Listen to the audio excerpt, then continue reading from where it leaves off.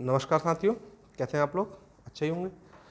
ठीक है, हम लोगों ने पिछले अपने वीडियो लेक्चर में हम लोगों ने समाजशास्त्र की क्लासेस शुरू की थी।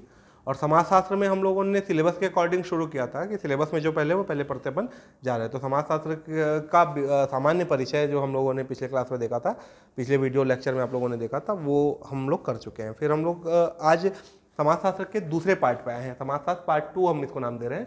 और पार्ट 2 में जो आपका सिलेबस है उसमें आपका है प्राथमिक अवधारणाएं। क्या है? प्राथमिक अवधारणाएं। अब शब्दों से देखिए, पीएससी की तैयारी करने आए हैं तो पीएससी की तैयारी में बहुत सारे लोग 11th 12th और बीए बीकॉम की आदत को नहीं छोड़ पाते।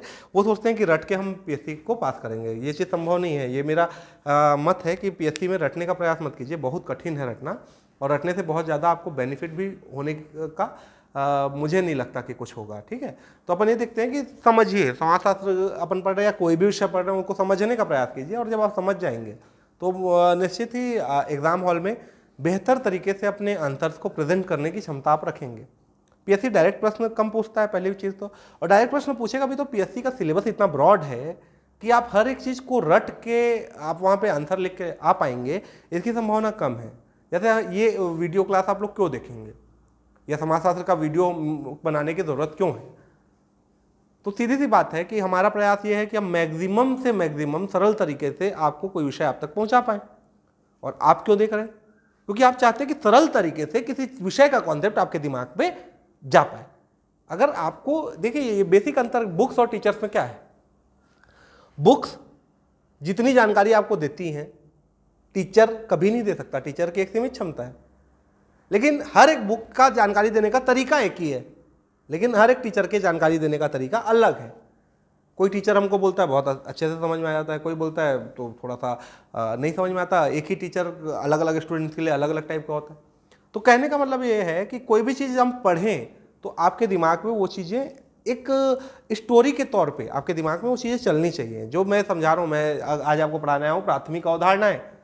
तो इस वीडियो लेक्चर के बाद जब आपसे कोई प्राथमिक अवधारणाओं के बारे में बात करे, या आपको प्राथमिक अवधारणाएं क्या है ये सोचो, तो आपके सोचने का नजरिया बदल जाना चाहिए। ये मेरी कोशिश है। तो हम आते हैं प्राथमिक अवधारणाएं में। प्राथमिक अवधारणाएं जो हैं इसको अपन बोलते हैं प्राइमरी कॉन्सेप्ट्स या बेसिक कॉन्सेप्ट्स या बेसिक प्रिंसिपल्स। ठीक है, अपन ये बोलते हैं कि किसी भी विषय का, जैसे समाजशास्त्र का प्राथमिक अवधारणाएं, तो कोई भी विषय जब आप पढ़ना शुरू करोगे ना, तो हर विषय का प्राथमिक अवधारणाएं होंगी। हर विषय का, कोई भी विषय ऐसा नहीं है जिसमें आपको प्राथमिक अवधारणाएं नहीं पढ़ना पड़ा होगा। लेकिन आप बोलोगे सर मैं समाजशास्त्र पढ़ रहा हूं तभी प्राथमिक अवधारणाएं पहली बार सुना, मैं इतिहास पढ़ा तो प्राथमिक अवधारणाएं नहीं सुना, मैं भूगोल पढ़ा तो प्राथमिक अवधारणाएं नहीं सुना, मैं साइंस पढ़ा तो प्राथमिक अवधारणाएं नहीं सुना या नहीं पढ़ा। अब प्राथमिक अवधारणाओं की हेडिंग में वो चीज नहीं पढ़े होगे, लेकिन प्राथमिक अवधारणाओं के बिना कोई भी विषय चालू नहीं हो सकता। प्राथमिक अवधारणा क्या है? हर विषय में कुछ ऐसे तत्व होते हैं, कुछ ऐसे एलिमेंट होते हैं जो उस पूरे विषय में बार बार आपके सामने आते हैं। अब अगर जैसे मान लीजिए आप केमिस्ट्री पढ़ते हैं, केमिस्ट्री में आप इलेक्ट्रॉन, न्यूट्रॉन, प्रोटॉन ये पढ़ते हैं।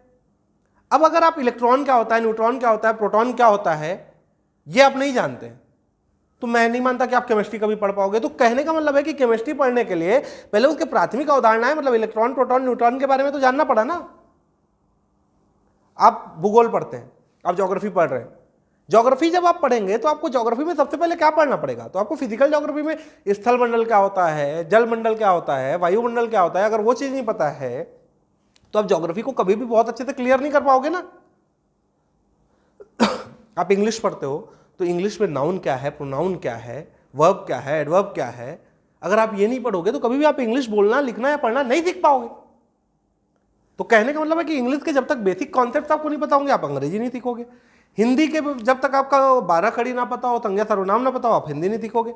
गणित में जब तक आपको जोड़ना, घटाना, गुणा, भाग ना पता हो, आप गणित नहीं तैयार कर सकते।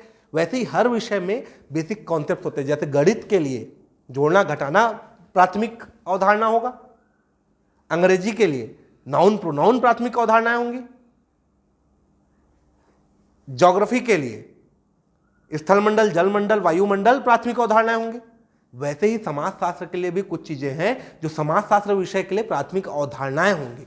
उनके बिना समाजशास्त्र की पढ़ाई शुरू नहीं की जा सकती। मतलब समाजशास्त्र आपको शुरू करना है तो कुछ चीजें ऐसी हैं जिनके बारे में आप जानो, तब आप आगे समाजशास्त्र पढ़ पाओगे। तो हम समाजशास्त्र पढ़ना शुरू कर ही रहे हैं। इसलिए समाजशास्त्र में ये सिलेबस दिया गया है कि प्राथमिक अवधारणाएं पहले आप समझ लीजिए, आप जान लीजिए, उसके बाद आप समाजशास्त्र के अंदर विषयों पे जाइए, तब आप समझ पाएंगे। क्यों समझिए? क्योंकि आगे आपके पास अब प्राथमिक अवधारणाएं ऐसी होंगी जो बार बार पूरे समाजशास्त्र में उपयोग होंगी। तो समाजशास्त्र में आगे जो अवधारणाएं बार बार उपयोग होने वाली हैं, उन अवधारणाओं को हमको अभी से समझना पड़ेगा। जो शब्द बार बार यूज होने वाले हैं, उन शब्दों की मीनिंग को, उन शब्दों की गहराई को हमको समझना होगा, तब हम समाजशास्त्र को समझ पाएंगे। जैसे जब आप समाजशास्त्र को पढ़ाई शुरू कर रहे हैं तो बार बार जो शब्द आपके पास आएगा समाजशास्त्र में ही जुड़ा है। कौन सा शब्द जुड़ा है? समाज। क्या शब्द जुड़ा है? समाज। तो आप समाज को जब तक नहीं जानेंगे तो समाजशास्त्र कैसे पढ़ेंगे? तो मतलब ये प्राथमिक अवधारणाएं हुई ना। तो समाजशास्त्र की प्राथमिक अवधारणाएं में कौन कौन सी चीजें आएंगी? तो मैं बोल रहा हूं कि समाज आएगा पहला, फिर आएगा समुदाय। बार बार एक शब्द आपके पास आएगा, समुदाय। क्या आएगा? समुदाय। फिर आएगी समिति। क्या आएगी? समिति। फिर आएगी संस्था। फिर आएंगे सामाजिक समूह। फिर आएंगे जनरीतियां। फिर आएंगी लोकाचार्या, रूढ़ियां। ये ऐसे शब्द हैं जो समाजशास्त्र में बहुत उपयोगी हैं और बार बार इनका समाजशास्त्र में उपयोग होता है। अब मैं बोल रहा हूं कि आप बोलोगे सर समाज तो मैं जानता हूं, समुदाय तो मैं जानता हूं, संस्था तो मैं जानता हूं, समिति तो मैं जानता हूं, सामाजिक समूह तो मैं जानता हूं, जनरीतियां जानता हूं, लोकाचार जानता हूं, रूढ़ियां जानता हूं, तो मुझे इस चीज में टाइम वेस्ट नहीं करना है। आप जो समाज जानते हो और समाजशास्त्र जो समाज चाहता है, दोनों में अंतर है। आप ये शब्द सुने हैं, इसमें कोई दो मत की बात नहीं कि इन शब्दों को आपने नहीं सुना है, ये सभी शब्द आप सुने हैं, लेकिन इन शब्दों का एक्चुअल मीनिंग आपको नहीं पता है। इसलिए यहां पे इसको सिलेबस में इंक्लूड किया गया है कि पहले जब आप इनको समझेंगे, इनके बारे में जानेंगे, तब तो आगे के समाजशास्त्र को आप जान पाएंगे। तो हम देखते हैं कि समाजशास्त्र के जो प्राथमिक अवधारणाएं हैं वो तो आपको याद हो जाना चाहिए कि क्या क्या अवधारणा है। क्या क्या अवधारणा है? समाज है, समुदाय है, समिति है, संस्था है, सामाजिक समूह है, आपका लोकाचार है, रूढ़ियां। लोकाचार या रूढ़ियां एक ही चीज को बोलते हैं, और बोलते हैं जनरीतियां। क्या है? जनरीतियां। ये इतने शब्द हैं जो बार बार हमारे सामने आएंगे, तो इनको हम थोड़ा डिटेल में पढ़ लेते हैं कि समाजशास्त्र के जो प्राथमिक अवधारणाएं हैं, वो तो पहले चीज आएगा आपका समाज। क्या आएगा? समाज। तो आप बोलोगे सर हमसे बेहतर समाज को कौन जानेगा? तो मैं भी एग्री हूं कि समाज को आप लोग जानते होंगे। जैसे पीएससी वाला स्टूडेंट तो समाज को जानता ही होगा, सही बोल रहा हूं? क्यों जानता होगा? क्योंकि पीएससी वाला स्टूडेंट पीएससी की तैयारी करने क्यों आया? क्योंकि उसके अंदर आगे बढ़ने की इच्छा है, उसके अंदर महत्वाकांक्षा है, कुछ करने की, कुछ दिखाने की, उसके अंदर बहुत महत्वाकांक्षा है। तो किसके सामने करने की, किसको दिखाने की? समाज को। आपसे पूछूं अभी आपके जीवन में सबसे बड़ी तकलीफ क्या है, तो आप बोलोगे नौकरी नहीं लग रही है। तो मैं बोलूँगा नौकरी लग जाएगी, या नौकरी आपकी नहीं लगी है भाई दबे अभी, है ना? तो आप खाना पीना नहीं खा रहे हैं, तो बोलोगे खा रहे हैं। कपड़े नहीं पहन रहे, गाड़ी में घूम रहे, तो सब जो आपकी ज़रूरतें पूरी हो रही हैं। तो फिर नौकरी के लिए हड़बड़ी क्यों? जैसे किसी को बोलोगे 2 साल लगेगा नौकरी पाने में, बोलता है नहीं 6 महीने में चाहिए भैया। तो हड़बड़ी किस बात की? तो जब उससे पूछोगे तो वो बोलता है मेरे को दिक्कत कुछ नहीं है, इस समाज के लोग ना परेशान कर डाले हैं पूछ के, तेरा क्या हुआ, तेरा पीएससी कब निकलेगा। तो आप परेशान किससे हो? समाज से। आप दिखाना किसको चाहते हो? समाज। आप कुछ भी करना चाहते हो, आपको जिंदा रहने के लिए कितना खर्च करना है? योजना आयोग के अनुसार 1000 रुपए। जिंदा रहने के लिए आपको एक व्यक्ति को प्रति माह 1000 रुपए खर्च करना है, 1400 रुपए खर्च करना है। तो उतना कमाने के लिए आपको पीएससी की जरूरत थोड़ी ना है यार। तो आप पीएससी की तैयारी करने आए हैं, इसलिए आप समाज को तो बेहतर तरीके से समझते हैं। लेकिन आपका समाज क्या है? आपके मामा, आपके फूफा के फ्रेंड, आपके मामा के दोस्त, है ना, आपके पड़ोसी अंकल, आपके टीचर्स, आपके दोस्त यार, उनकी फैमिलीज, यही समाज है। तो मैं बोलूँ आप समाज को डिफाइन कीजिए, तो आप बोलोगे वही जो आसपास है सब कोई समाज है। तो कहने का मतलब कि हमारा जो सामान्य ज्ञान है ना समाज को लेके या समाजशास्त्र को लेके, वो हमारे एग्जाम में काम नहीं आएगा। इसलिए तो हमको अलग से पढ़ना है इसको। इसलिए समाजशास्त्र की बेसिक कॉन्सेप्ट को, जो आपका प्राथमिक अवधारणा है, उनको हमको समझना चाहिए। हम बहुत आसानी से सीख सकते हैं, क्योंकि ये हमारे लिए प्रैक्टिकल अप्रोच वाला बात है, ये हमसे जुड़ा हुआ चीज़ है, हम रोज इनको फेस कर रहे हैं, इसलिए ये चीज़ें हमको आनी ही चाहिए। जैसे समाज, तो अपन क्या बोल रहे हैं कि समाज का, आप समाज शब्द से वाकिफ हैं। ऐसा नहीं कि समाजशास्त्र आपके लिए कोई नया शब्द है, आप पहली बार सुन रहे हैं, ऐसा बिल्कुल नहीं है। तो समाज शब्द में नया क्या है? आप जो जानते हैं उससे अलग क्या है। तो पहला चीज तो यह है कि समाज, जहां जहां पे समाजशास्त्र में उपयोग किया होगा समाज शब्द, वो आपके समाज से अलग है। मतलब याद रखना है कि समाजशास्त्र में जो समाज शब्द है वो हमेशा विशिष्ट अर्थों में प्रयोग किया गया है। कैसे अर्थों में प्रयोग किया गया है? विशिष्ट अर्थों में प्रयोग किया गया है। मतलब सामान्य अर्थों में समाज का उपयोग नहीं किया गया। सामान्य अर्थ मतलब जो आप समझते हैं वो समाज का उपयोग नहीं किया गया है। जब भी समाज लिखा गया है समाजशास्त्र में तो वो कहीं ना कहीं उसका एकदम स्पेसिफिक मीनिंग होगा, एक विशिष्ट अर्थ होगा। अब अपन देखते हैं कि समाजशास्त्र का में कंटेंट क्या क्या होंगे। तो समाजशास्त्र में समाज हमेशा विशिष्ट अर्थों में प्रयोग किया जाएगा। दूसरा चीज, मैं समाज हूं क्या? मैं समाज हूं क्या? तो बोले कि नहीं। तो अपन ये बोलते हैं कि केवल मैं समाज नहीं हो सकता। मतलब मैं समाज नहीं हो सकता मतलब मेरे अलावा और कोई चाहिए तब समाज बनेगा। तो याद रखना है कि समाज में एक से अधिक व्यक्ति चाहिए। समाज के लिए बेसिक चीज क्या है कि एक से अधिक व्यक्ति चाहिए। मैं बोल रहा हूं कि कहीं किसी जगह पे 15 लोग एक साथ हैं, किसी जगह पे 15 लोगों का भीड़ आपको दिखा, तो आप उन लोगों को समाज बोलोगे? आप जाते हो रेलवे स्टेशन में टिकट घर में भीड़ है, तो उस टिकट घर के भीड़ को आप समाज बोलते हो क्या? अगर बोलते होगे तो गलत है, नहीं बोलना चाहिए। क्योंकि समाज में आपको याद रखना है कि समाज तब कहलाएगा जब एक लोगों का समूह होना चाहिए। मतलब एक से अधिक व्यक्ति तो होना ही चाहिए, उसमें कोई दो मत की बात नहीं है। एक से अधिक व्यक्ति हो मतलब एक से अधिक व्यक्तियों का समूह हो, परंतु ऐसा नहीं कि टिकट घर का मैं आपको उदाहरण दे रहा हूं। आप खड़े हो, आपके सामने कोई एक्स खड़ा है, कोई वाई खड़ा है, कोई जेड खड़ा है। आपको जाना है रायगढ़ रूट में, एक्स को जाना है रायपुर रूट में, वाई को जाना है कटनी रूट में, जेड को जाना है कोरबा रूट में, और आप कभी एक दूसरे को जानते नहीं और आपका एक दूसरे से कोई लेना देना नहीं है। तो वो भीड़ है, वो समाज नहीं है।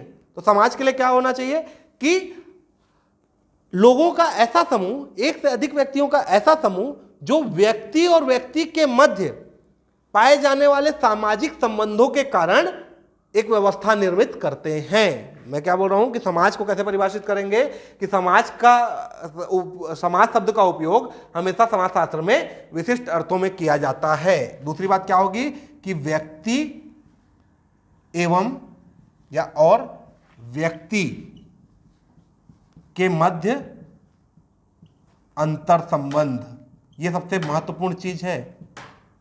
व्यक्ति और व्यक्ति के मध्य अंतर संबंध या सामाजिक संबंध, अंतर संबंध या क्या बोलेंगे इसको, सामाजिक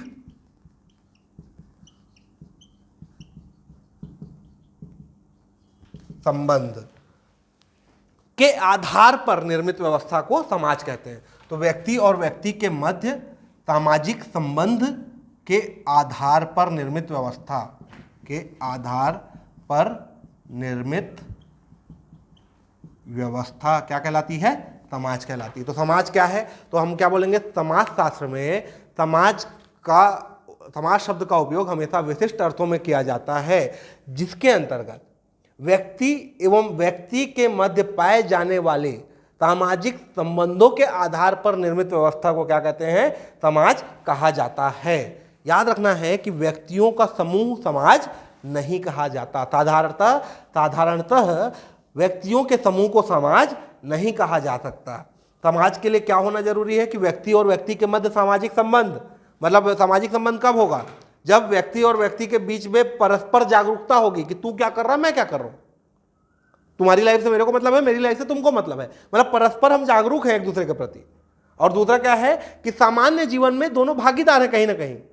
मतलब समाज में हम दोनों एक जगह पे कहीं ना कहीं टकराते रहते हैं। मतलब कहीं ना कहीं कोई चीज जिसमें ऐसी है जिसमें वो भी भागीदार है और मैं भी भागीदार हूं, तो इसलिए तो हमारे बीच सामाजिक संबंध निर्मित हुए ना। तो आपको याद रखना है कि समाज क्या है। तो समाज का पहला पॉइंट याद रखना कभी भी कि समाज का उपयोग समाजशास्त्र में हमेशा विशिष्ट अर्थों में होता है, जहां व्यक्ति और व्यक्ति के बीच पाए जाने वाली सामाजिक संबंधों के आधार पर निर्मित व्यवस्था को समाज कहते हैं। तो व्यक्तियों का समूह साधारणतः समाज नहीं कहलाता है, क्योंकि समाज में क्या क्या चाहिए? परस्पर जागरूकता और सामान्य जीवन में भागीदार होने की भावना महत्वपूर्ण है। तो एक कंटेंट आपका क्या होना चाहिए यहां पे? परस्पर जागरूकता एवं सामाजिक जीवन में भागीदार होने की भावना, सामाजिक जीवन में भागीदार होने की भावना। क्लियर है? तो समाज को आप कैसे परिभाषित करेंगे? तो ये 3 लाइन है कि 3 लाइन के आधार पर आपको समाज को परिभाषित करना होगा। अब अपन ये बोल रहे हैं कि समाज, आप समझ गए कि समाज क्या होता है? तो समाज में कभी भी भीड़ को आप समाज नहीं बोलते, लोगों के समूह को आप समाज नहीं बोलते। समाज आप किसको बोलते हैं? जब भी आप समाजशास्त्र के संदर्भ में समाज शब्द का उपयोग करते हैं, इसका मतलब क्लियर है कि आप उसका सामान्य अर्थों में ना उपयोग करके विशिष्ट अर्थों में आप उसका प्रयोग कर रहे हैं। दूसरा, व्यक्ति और व्यक्ति के मध्य जो सामाजिक संबंधों के आधार पर जो व्यवस्था निर्मित होती है उसको हम समाज कहते हैं। यहाँ पे याद रखना है कि व्यक्तियों का समूह साधारणतः समाज नहीं कहा जाता है। समाज के लिए परस्पर जागरूकता और सामाजिक जीवन में भागीदार होने की भावना का होना बहुत जरूरी है। अब मैं बोलूँ कि समाज, तो चलिए मैं समझा दिया कि समाज क्या होगा, आपके दिमाग में पिक्चर बन गया कि समाज मतलब क्या है। तो आप इमेजिन कर रहे हैं कि लोगों का समूह होना चाहिए, विशिष्ट अर्थों में उस शब्द का प्रयोग कर रहे हैं। हम बोल रहे हैं कि 2 लोगों के मध्य जो सामाजिक संबंध है उनके कारण एक व्यवस्था निर्मित हुई, उस व्यवस्था को हम समाज बोल रहे हैं। ये भी ठीक है।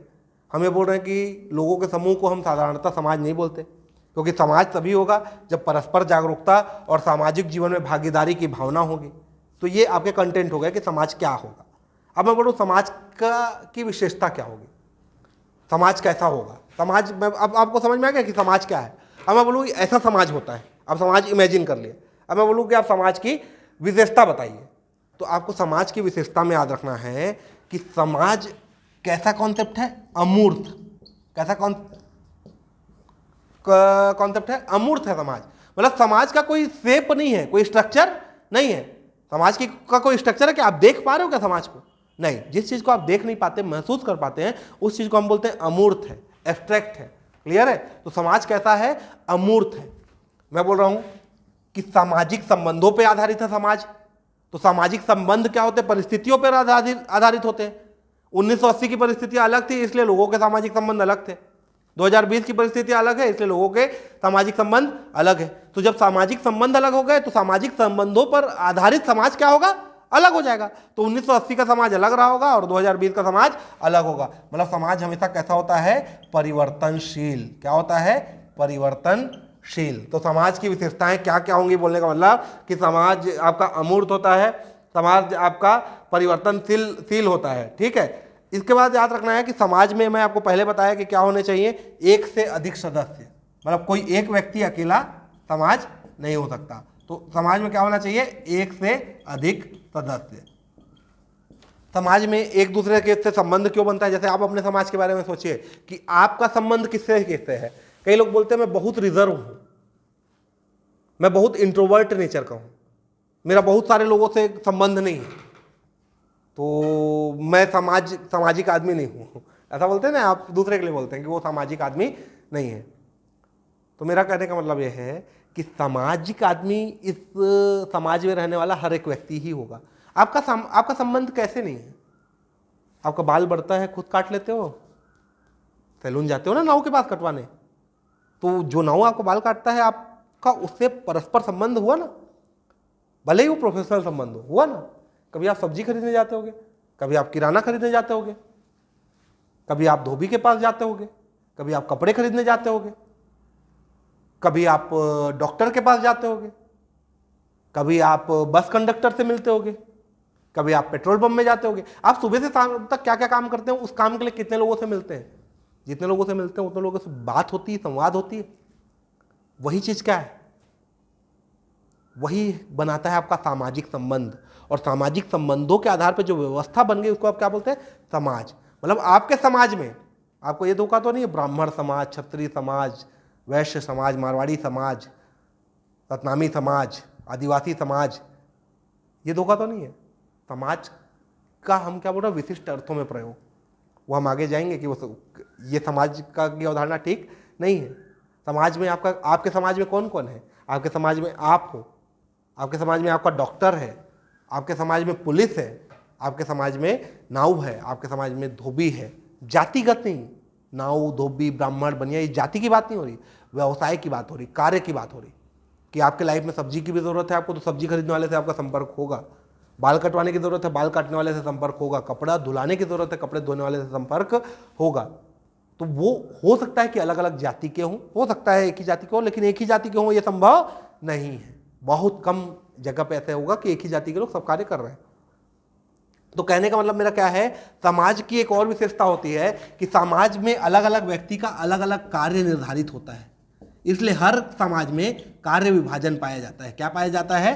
कार्य विभाजन। हर एक समाज में, दुनिया के जितने भी समाज होंगे वहां पे कार्य विभाजन पाया जाएगा। एक से अधिक सहयोग होंगे, एक से अधिक व्यक्ति होंगे। इसके अलावा जो भी समाज होगा वहां पे लोग आपस में सहयोग भी करते हैं, मतलब आपस में एक दूसरे का सहयोग भी करते हैं, लेकिन हर समाज में एक दूसरे से आगे बढ़ने के लिए संघर्ष की भावना भी मिलती है। क्या मिलती है? सहयोग की भावना भी मिलती है और संघर्ष की भावना भी मिलती है। और हर एक समाज का एक कॉमन पॉइंट होता है जिससे वो समाज आगे बढ़ता है। इसको अपन बोलते हैं काम या प्रजनन। क्या बोलते हैं? काम या प्रजनन। काम मतलब सेक्स, प्रजनन मतलब रिप्रोडक्शन। मतलब कोई समाज खत्म हो जाएगा ना यदि काम या और प्रजनन ना हो तो हर एक समाज, वो समाज अस्तित्व में तभी है जब उस समाज में काम प्रजनन पाया जा रहा है। क्लियर है कि समाज की विशेषता क्या क्या होगी? तो समाज अमूर्त होते हैं, मतलब समाज का कोई चेहरा नहीं है, समाज का कोई संरचना नहीं है, स्ट्रक्चर नहीं है कि समाज सुंदर दिख रहा है, दिखता नहीं ना समाज, वो फील करते हैं अपन। तो जो भी चीज को अपन फील करते हैं वो अमूर्त उदाहरण है। समाज परिवर्तनशील है, मैं आपको उदाहरण दिया 1980 और 2020 का समाज अलग है क्योंकि वो समाज परिवर्तनशील है। एक से अधिक सदस्य होने चाहिए, शुरू से ही मैं आपको बता रहा हूं। कार्य विभाजन होना चाहिए, बिल्कुल होना चाहिए, मैं आपको आपका उदाहरण देकर समझाया। सहयोग और संघर्ष पाया जाता है, बिल्कुल पाया जाता है। काम प्रजनन, मतलब काम और प्रजनन भी आपके समाज शास्त्र का काम प्रजनन जो है वो हर एक समाज का एक बेसिक इंग्रेडिएंट्स है। जिस समाज में काम प्रजनन नहीं होगा वो समाज का अस्तित्व खत्म हो जाएगा, मतलब पीढ़ी पैदा नहीं होगी तो समाज आगे कैसे बढ़ेगा? ये क्लियर हुआ? तो ये हो गया आपका समाज। ठीक है। ग्रीन ने इसे, आपके समाजशास्त्र के विद्वान है ग्रीन, ग्रीन ने समाजशास्त्र को बेहतर तरीके से समझाने का प्रयास किया है। ठीक है। आप एक किसी भी विद्वान का यहां पे उनका मत लिखिए कि वो क्या बोलते थे। तो ग्रीन क्या बोलते थे? समाज एक बहुत बड़ा समूह है। ग्रीन क्या बोलते थे? समाज एक बहुत बड़ा समूह है। ठीक बात। लेकिन अपन बोले केवल समूह को समाज नहीं बोल सकते, लेकिन तो ये जोड़े कि समाज एक बहुत बड़ा समूह है जिसका कोई भी व्यक्ति सदस्य हो सकता है। मतलब समाज में ये जरूरी नहीं है कि बड़ा आदमी ही होगा, छोटा आदमी ही होगा, इस जात का होगा, उस जात का होगा, ऐसा जरूरी नहीं है। समाज एक बहुत बड़ा समूह है जिसमें कोई भी व्यक्ति सदस्य हो सकता है। समाज किससे किससे मिलकर बनता है? तो ये 5 आधार बताए थे समाज के। ये बोले जनसंख्या, क्या होना चाहिए? जनसंख्या। क्षेत्र, क्या होना चाहिए? क्षेत्र। तो समाज में आपको 5 इंग्रेडिएंट बताए, जनसंख्या, क्षेत्र, संगठन, समय व स्वार्थ। क्षेत्र का मतलब यहां पे स्थान लिख लीजिए। क्या लिख लीजिए? स्थान। क्लियर है? ग्रीन क्या बोलते हैं? ग्रीन समाज को लेकर क्या बोलते हैं? ग्रीन बोलते हैं कि समाज एक बहुत बड़ा समूह है जिसमें कोई भी व्यक्ति सदस्य हो सकता है। क्या बोल रहे हैं? कोई भी व्यक्ति सदस्य हो सकता है।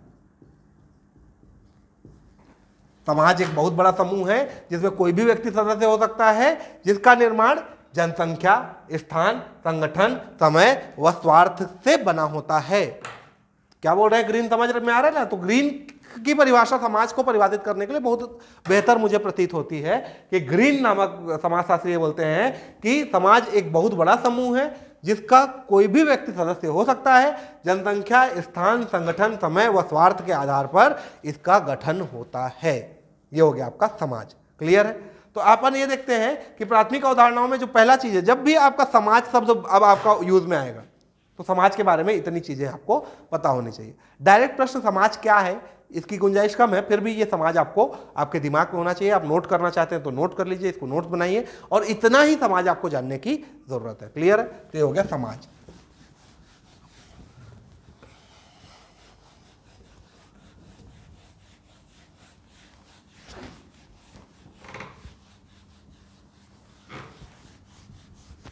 समाज के बाद आपका अगला टॉपिक क्या है? तो समाज के बाद हम देखते हैं अगला टॉपिक जो आपके आधारभूत अवधारणाओं में है, ये टॉपिक है समुदाय। क्या है इस टॉपिक का नाम? समुदाय।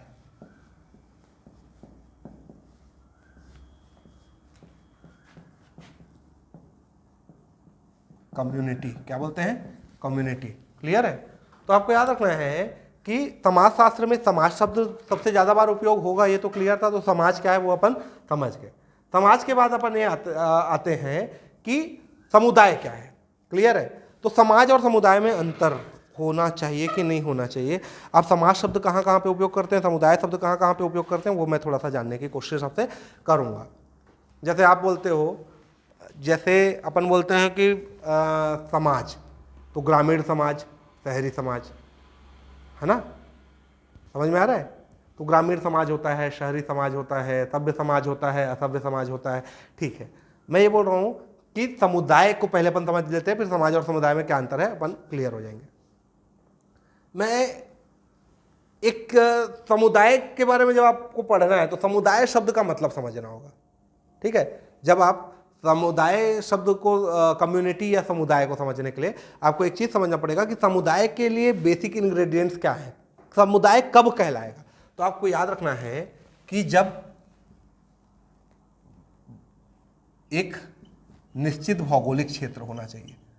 क्या होना चाहिए? निश्चित भौगोलिक क्षेत्र। ठीक है? समुदाय क्या है समझना। निश्चित भौगोलिक क्षेत्र मतलब एक क्षेत्र होना चाहिए, एक क्षेत्र विशेष होना चाहिए। बिलासपुर होना चाहिए, रायपुर होना चाहिए, नेहरू नगर होना चाहिए, नर्मदा नगर होना चाहिए। उसमें निवास करना चाहिए लोगों का समूह। किसको निवास करना चाहिए? लोगों का समूह। अब सहारा के रेगिस्तान में भी निश्चित भौगोलिक क्षेत्र है, लेकिन वहां पे लोग निवास करते ही नहीं, तो समुदाय का एक चीज खत्म हो गया ना। या कहीं पे मतलब आप बोले कि 15 लोग रायपुर निवास कर रहे हैं, 15 लोग कोरबा में, 15 लोग बिलासपुर में, तो उन 15 लोगों को मिला के समुदाय बना ले, 45 लोगों को मिला के समुदाय बना ले, तो नहीं बनेगा। क्यों? क्योंकि उनको कहाँ होना चाहिए? एक निश्चित भौगोलिक क्षेत्र में लोगों का समूह निवास करता हो। ठीक है? अब मैं बोल रहा हूं कि आप बोले कि सर ठीक है मेरा मोहल्ला है, मैं मान लीजिए आजकल के पॉस कॉलोनीज की बात करता हूं, जो बड़े बड़े कॉलोनी आजकल बन रहे हैं जिसमें आर्थिक रूप से समृद्ध लोग, उच्च वर्ग के लोग निवास करते हैं सामान्यतः बड़ी कॉलोनीज में, जो महंगी कॉलोनीज है। अब आप बोलोगे कि एक कॉलोनी का नाम ले लीजिए, उस कॉलोनी में, लेकिन आप उनका वर्क कल्चर, उनके रहने का कल्चर को थोड़ा समझिएगा, तो बड़ी कॉलोनीज में जनरली अपने पड़ोसी को आदमी नहीं जानता कि मेरे पड़ोस में कौन रहता है। मैं जिस कॉलोनी में रहता हूँ उसमें मैं 2 साल से अपने इस पड़ोसी को भी नहीं जानता और इधर के पड़ोसी को भी नहीं जानता और सामने को भी नहीं जानता कि कौन है। वो मुश्किल 4-6 बार देखा होगा, और देखने के बाद भी मुझे नहीं पता कि वो कौन है, क्या करते हैं, उनका नाम क्या है, उनके फैमिली में कौन कौन है। तो मतलब मेरा और उनका कोई संपर्क नहीं है, मतलब हम दोनों के बीच में कोई भी सामाजिक संबंध नहीं है। तो हम लोग कभी ये बोलेंगे क्या कि मैं ना उनको जानता ना वो मेरे को जानते, तो हम नहीं हुए ना। तो यहां पे याद रखना चाहिए कि समुदाय क्या है। तो जब एक निश्चित भौगोलिक क्षेत्र में लोगों का समूह निवास करता है और जो लोग निवास करते हैं उनमें हम की भावना पाई जाती है। क्या पाई जाती है? हम की भावना। ये 3 चीज जहां पे मिलेगा वहां पे आपको मिलेगा समुदाय। क्या मिलेगा? समुदाय। क्लियर? ये 3 चीजें जहां पे भी आपको मिलेंगी वहां पे आपको मिलेगा समुदाय। तो समुदाय क्या है? तो किसी निश्चित भौगोलिक क्षेत्र में निवास करने वाले लोगों के समूह जिनके अंदर हम की भावना पाई जाती है उसको अपन क्या बोलते हैं? समुदाय बोलते हैं। क्लियर हुआ? क्या क्या चीज हो गया? निश्चित भौगोलिक क्षेत्र, लोगों का समूह, हम की भावना। इसके अलावा इसमें 3 कंटेंट और मिलेंगे। ठीक है? इसमें 3 कंटेंट और होने चाहिए। एक होना चाहिए अंतर पारस्परिकता। अंतर पारस्परिकता मतलब एक दूसरे के ऊपर डिपेंडेंसी होनी चाहिए। होना चाहिए साझा संस्कृति। क्या होना चाहिए? साझा संस्कृति। साझा संस्कृति मतलब कि दोनों का कॉमन कल्चर होना चाहिए, दोनों का कल्चर सेम होना चाहिए या अपनी अपनी संस्कृति को एक दूसरे के साथ वो बांट रहे हैं। और एक होना चाहिए संगठित क्रियाकलाप। क्या होना चाहिए?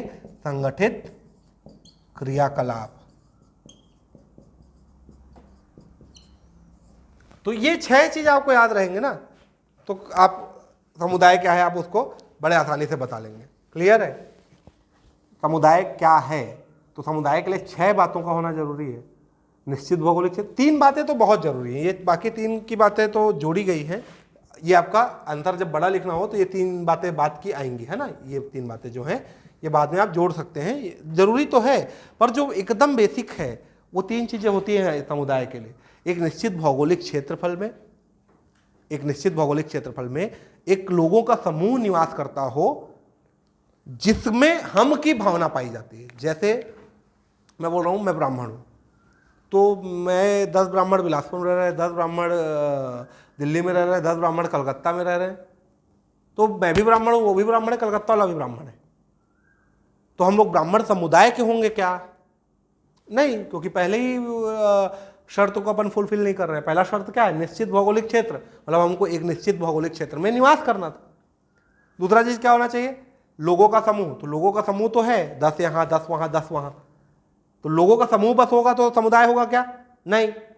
अब मैं बोल रहा हूं कि यहां पे मान लीजिए मंगला चौक है, यहां पे मंगला चौक एरिया में अभी मैं गया, अब मंगला चौक एरिया में जब मैं गया तो मैं देखा कि निश्चित भौगोलिक क्षेत्र मंगला चौक, लोगों का समूह, कोई सब्जी खरीद रहा है, कोई डेयरी में है, कोई नाश्ता कर रहा है, बहुत सारे लोग हैं, लेकिन उनमें क्या हम की भावना है?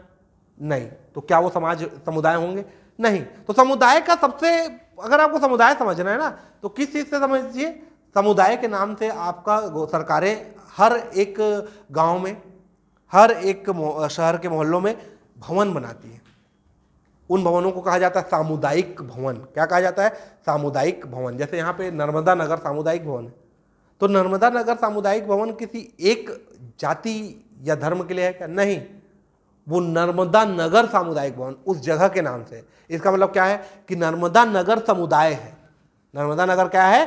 समुदाय है। क्यों समुदाय है? क्योंकि नर्मदा नगर एक निश्चित भौगोलिक क्षेत्र है, उसमें लोगों का समूह निवास करता है, और उन लोगों के समूह में ये हम की भावना है कि हम नर्मदा नगर के लोग, हम भारत के लोग, हम बिलासपुर के लोग। तो जहां पे हम की भावना आएगी, एक निश्चित भौगोलिक क्षेत्रफल आएगा और लोगों के समूह होंगे, वहां पे हमेशा क्या कहलाएगा? समुदाय होगा। आपका गांव समुदाय है, आपका मोहल्ला समुदाय है, आपका शहर समुदाय है, आपके लिए आपका देश भी एक टाइप का क्या है? समुदाय है। क्योंकि जब आप देश की बात करते हो तो आप क्या बोलते हो? हम भारत के लोग। तो भारत मतलब एक पृथ्वी का एक निश्चित भौगोलिक क्षेत्र है, बहुत सारे लोग निवास करते हैं। आप तमिलनाडु के आदमी को पर्सनली नहीं जानते, आप गुजरात के आदमी को पर्सनली नहीं जानते, लेकिन जब आप निश्चित भौगोलिक क्षेत्र, भारत के भौगोलिक सीमा में वो लोग निवास कर रहे हैं ना, लोगों का समूह है ना, और जब आप भारत देश के बारे में सोच रहे हैं तो आप तमिलनाडु, गुजरात और क्या कहते हैं बंगाल, सबके लोगों के साथ मिलकर क्या बोलते हो? हम भारतीय हैं। मतलब आप लोगों के अंदर तब क्या आ जाती है? हम की भावना। तब वो क्या होगा? समुदाय कहलाएगा। क्या कहलाएगा? समुदाय। तो आपको याद रखना है कि समुदाय के उदाहरण में आप लोगों के पास क्या होंगे? आपका राष्ट्र भी होगा, आपका नगर भी होगा, आपका कस्बा भी होगा, आपका गांव भी होगा। तो समुदाय के उदाहरण में आपको याद रखना है देश, नगर, कस्बा, गांव, ये सभी चीजें किसमें आएंगी? समुदाय के उदाहरण में आएंगे। कि आपका देश भी समुदाय है, आपका कस्बा भी समुदाय है। क्लियर है? तो समुदाय का मतलब ये 3 चीजें बेसिक होनी चाहिए, लेकिन उसके अलावा भी ये इन्हीं से जुड़ी हुई चीजें कि समुदाय में व्यक्ति का क्या होगा? अंतर पारस्परिकता पाई जाएगी, साझा संस्कृति पाई जाएगी और संगठित क्रियाकलाप पाए जाएंगे, तभी वो समुदाय कहलाएगा। क्लियर है? ये 6 चीजें समुदाय का आपका कंटेंट है, इंग्रेडिएंट्स है। अब मैं बोल रहा हूं कि समुदाय की विशेषता आप बताइए, बोल देंगे। तो जैसे आपका समाज है, समाज का कोई स्ट्रक्चर होता था क्या? समझ में आता था क्या ये समाज है? नहीं, क्योंकि समाज तो संबंधों को बोल रहे हो ना, और संबंध कैसे होते हैं? अदृश्य होते हैं, इसलिए वो कैसे होंगे? अमूर्त। तो वहीं पे आपको याद रखना है कि जब आप पढ़ रहे हो समुदाय के बारे में, तो समुदाय की क्या क्या विशेषता होगी? तो समुदाय दिखेगा, ये नर्मदा नगर का समुदाय है, तो आपको दिख रहा है ना, तो समुदाय कैसा होगा? मूर्त होगा। समुदाय की विशेषता होगी कि स्थायी होते हैं। कैसे होते हैं? स्थायी होते हैं। ठीक है?